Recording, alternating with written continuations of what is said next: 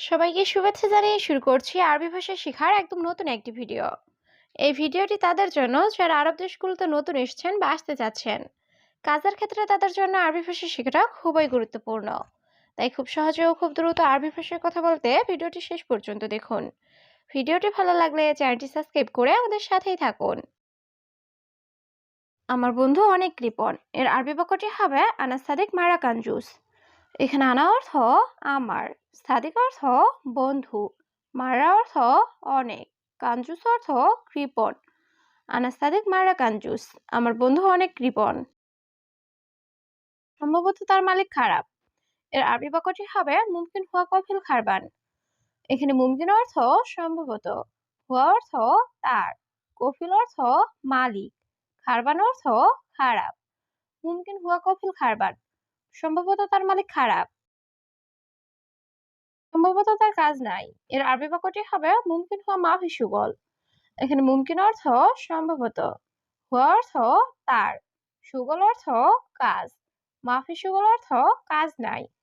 মুমকিন হুয়া মাফি সুগল, সম্ভবত তার কাজ নাই। সে আমার কথা বোঝে না। এর আরবি বাক্যটি হবে হুয়া আনা কালাম মাফি মালুম। এখানে হুয়া অর্থ সে, আনা কালাম অর্থ আমার কথা, মাফি মালুম অর্থ বোঝে না। হুয়া আনা কালাম মাফি মালুম, সে আমার কথা বোঝে না। আর কাজ দরকার। এর আরবি বাক্যটি হবে হুয়া আবগা সুগল। এখানে হুয়া অর্থ তার, আবগা অর্থ লাগবে বা দরকার, সুগল অর্থ কাজ। হুয়া আবগা সুগল, তার কাজ দরকার। টেবিলের নিচে দেখো। এর আরবি বাক্যটি হবে সুফ তাহাত তাউইলা।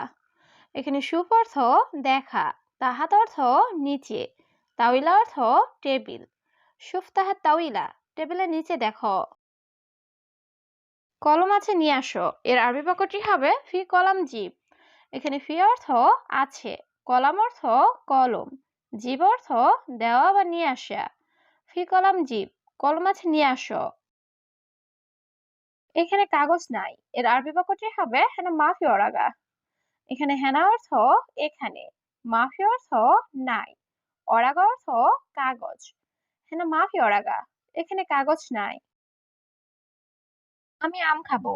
এর আরবি বাক্যটি হবে আনা আক্কেল মাঙ্গা। এখানে আনা অর্থ আমি, আক্কেল অর্থ খাওয়া, মাঙ্গা অর্থ আম। আনা আক্কেল মাঙ্গা, আমি আম খাবো। তাড়াতাড়ি করে গরুর মাংস কাটো। এর আরবি বাক্যটি হবে সুরা সুরা গাত্তালা হামবাগার।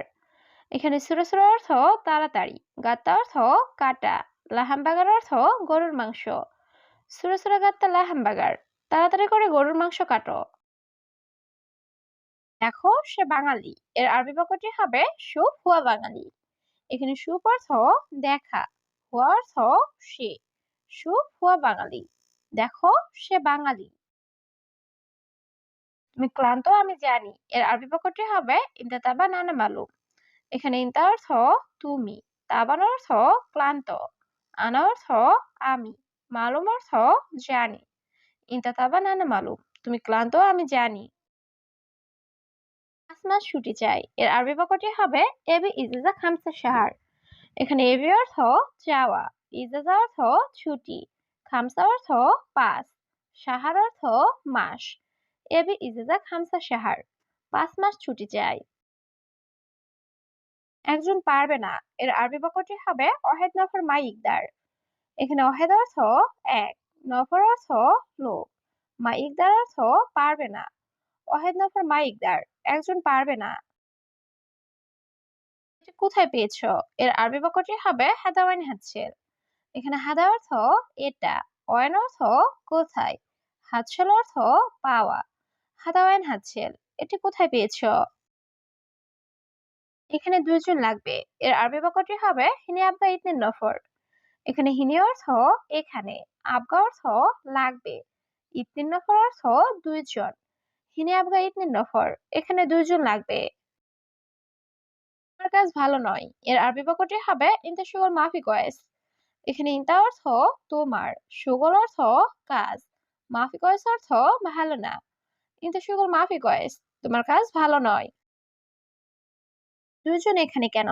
এর আরবি বাক্যটি হবে লেশ ইতনিন নফর হিনি। এখানে লেশ অর্থ কেন, ইতনিন অর্থ দুই, নফর অর্থ লোক, হিনি অর্থ এখানে। লেশিতিন নফর হিনি, দুইজন এখানে কেন? কতদিন ছুটি লাগবে? এর আরবি বাক্যটি হবে কাম ইয়ম আবগা ইজেজা। এখানে কাম অর্থ কত, ইয়ম অর্থ দিন, আবগা অর্থ লাগবে, ইজেজা অর্থ ছুটি। কাম ইয়ম আবগা ইজেজা, কতদিন ছুটি লাগবে? এটা তোমার রুমে পেয়েছি। এর আরবি বাক্যটি হবে হাদা হাতছেলিন তা গোরফা।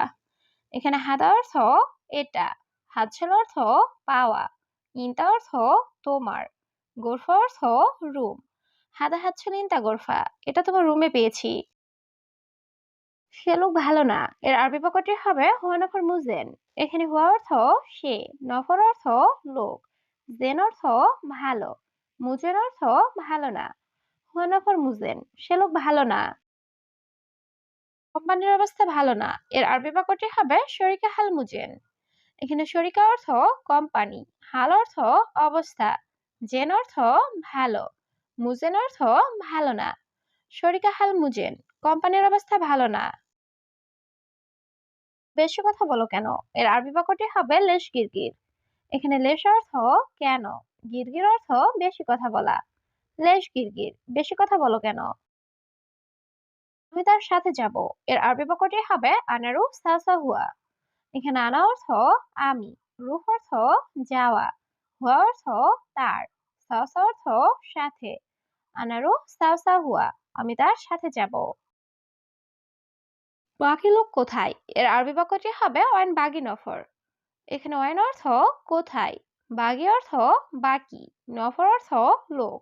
ওয়াইন বাগি নফর, বাকি লোক কোথায়? বাকি লোক রুমে ঘুমায়। এর আরবি বাক্যটি হবে বাগি নফর গুরফানুম। এখানে বাগি নফর অর্থ বাকি লোক, গোরফা অর্থ রুম, নুম অর্থ ঘুম। বাগি নফর গুরফানুম, বাকি লোক রুমে ঘুমায়। যাবে না কেন? এর আরবি বাক্যটি হবে লেশিন্তা মাইরো।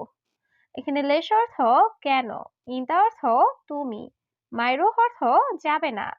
লেশিন্দা মাইরো, তুমি যাবে না কেন? সম্ভবত সে আসতেছে। এর আরবি বাক্যটি হবে মুমকিন হুয়া ইজি। এখানে মুমকিন অর্থ সম্ভবত, হুয়া অর্থ সে, ইজি অর্থ আশা। মুমকিন হুয়া ইজি, সম্ভবত সে আসতেছে। সে কখন আসবে? এর আরবি বাক্যটি হবে মিতা ইজি হুয়া। এখানে মিতা অর্থ কখন, ইজি অর্থ আশা, হুয়া অর্থ সে। মিতা ইজি হুয়া, সে কখন আসবে? তুমি কোথায় যাও?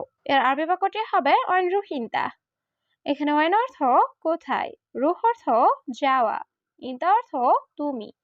ওয়াইন রুহিনতা, তুমি কোথায় যাও? আমি মুদি দোকানে যাব। এর আরবি বাক্যটি হবে আনারু বাকালা।